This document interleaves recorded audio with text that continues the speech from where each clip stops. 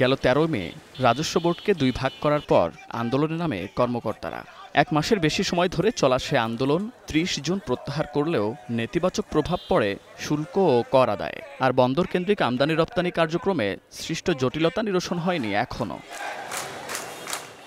সদ্য শুরু হওয়া নতুন অর্থবছরে রাজস্ব আয়ের লক্ষ্যমাত্রা ধরা হয়েছে ৫,৬৪,০০০ কোটি টাকা। এর মধ্যে এনবিআর আদায় করবে ৪,৯৯,০০০ কোটি টাকা। বড় অঙ্কের রাজস্ব আদায় যখন বড় চ্যালেঞ্জ, তখন প্রশ্ন উঠছে রাজস্ব বিভাগের সক্ষমতা নিয়ে।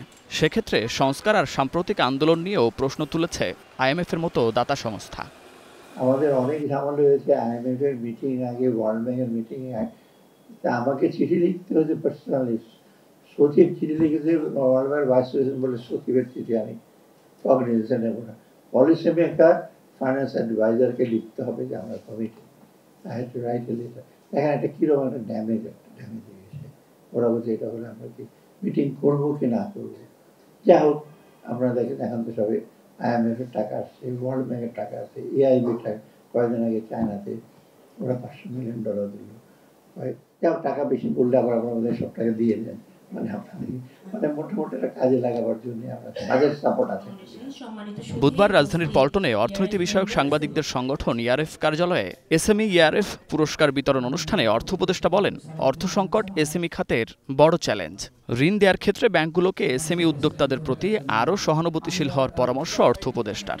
একটা জিনিস এসএমই অর্থায়নকে পারে, সেটা আমি স্বীকার করি, অ্যাক্সেস টু ফাইন্যান্স একটা মেজর প্রবলেম।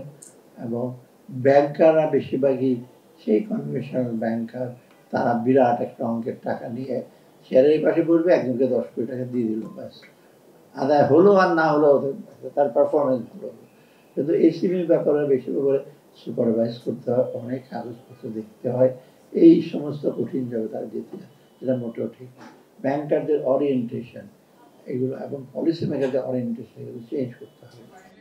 এসএমই খাতে ঋণের অর্থ ফেরত পাওয়ার হার তুলনামূলক ভালো হওয়ায় এই খাতে ব্যাংকগুলোর বিনিয়োগ আরও বাড়ানোর আশ্বাস দিয়েছেন অর্থ উপদেষ্টা। Munnaf Rashid, star news, Dhaka.